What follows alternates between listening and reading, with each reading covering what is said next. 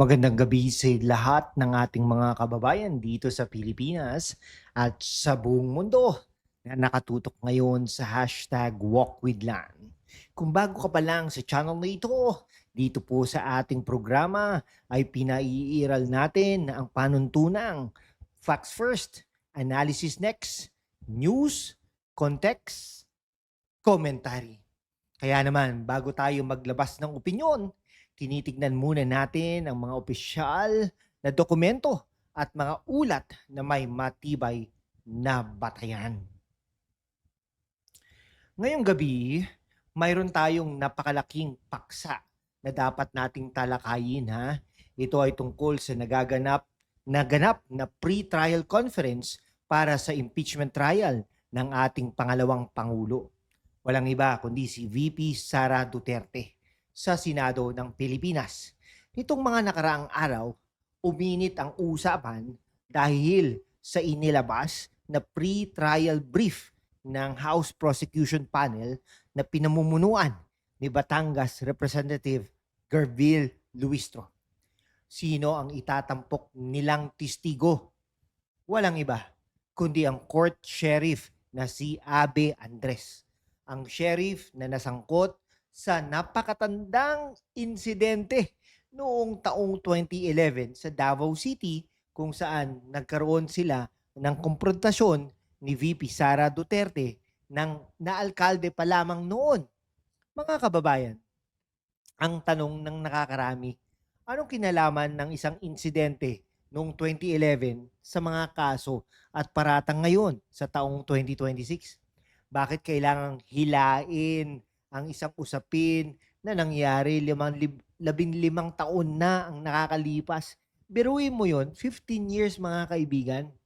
Di po ba?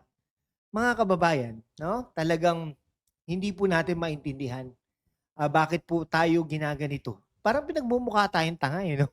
Dito po natin hihimayin kung bakit marami ang nagsasabi na supalpal at napahiya ang prosecution sa hakbang na ito.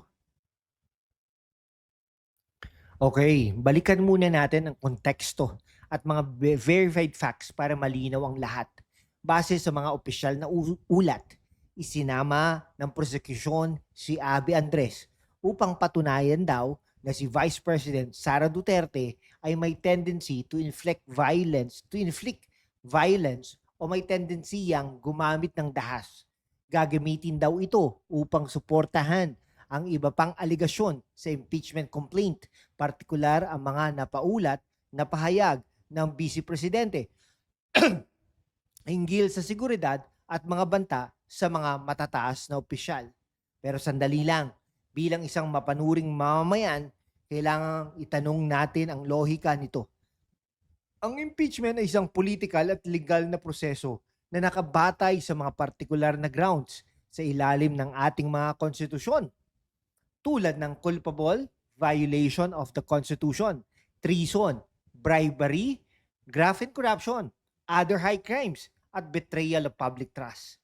Ang orihinal na ingay kaya naisipan ang impeachment na ito ay dahil sa issue ng confidential funds sa Office of the Vice President at Department of Education. Iyan ang pinalalabas nilang core issue. Pero bakit ngayon, sa pre-trial conference na nagdaan, nagpapasok sila ng testigo para sa isang personal na kaguluhan na nangyari noong 2011? Grabe.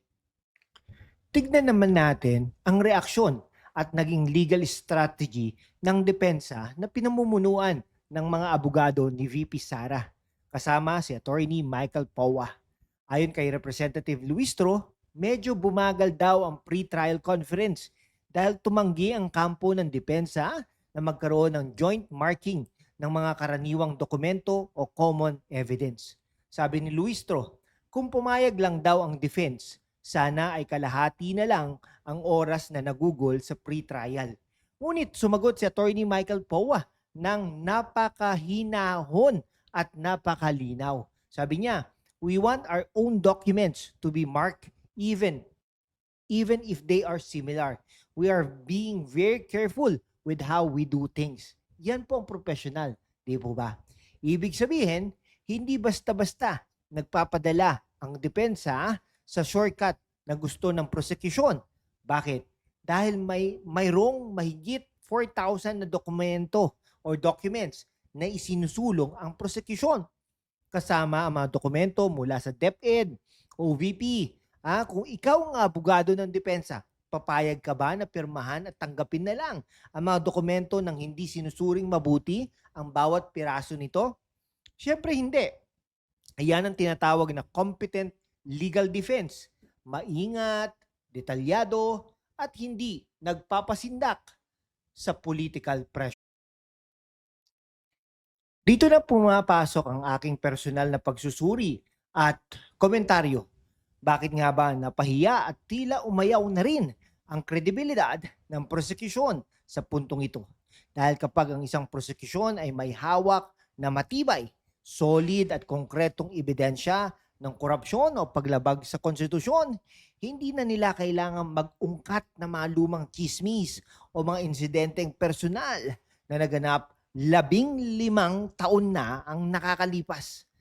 Ang pagpasok kay Sheriff Abe Andres bilang testigo ay tila pag-amin na rin na ang mga hawak nilang dokumento hinggil sa confidential funds at iba pang akusasyon ay kulang na kulang sa bigat ng ebidensya upang mapatunayan ang isang impeachable offense. Kaya ang ginagawa nila, sinusubukan nilang sirain ang pagkatao o ang karakter ng respondent sa pamamagitan ng character assassination, mga kaibigan. Okay, Ngunit, sa isang impeachment court na binubuo ng mga senador, hukom, ang tinitignan ay batas at ebidensya, hindi ang emosyon o personal na alitan sa nakaraan. Kaya para sa akin, ang hatol nila, malinaw na malinaw, pa sa sikat ng araw, na supalpal ang diskarte na ito. At pinamumunuan ito ni Batangas Representative Gervil Luistro. Habang ang kampo ni VP Sara ay nananatiling nakatutok sa legal na depensa at maingat na paghimay sa 4,000 dokumento.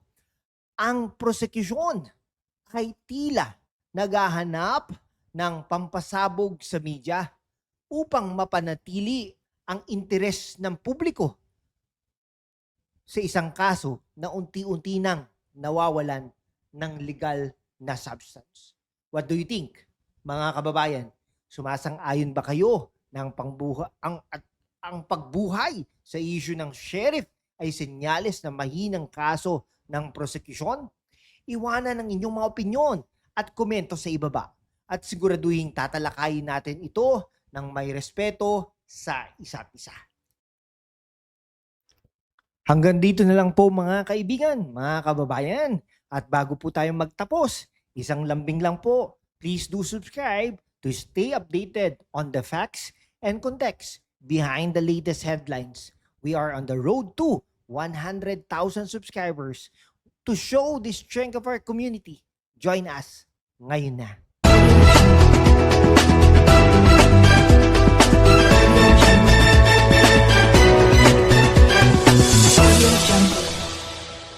Maraming salamat.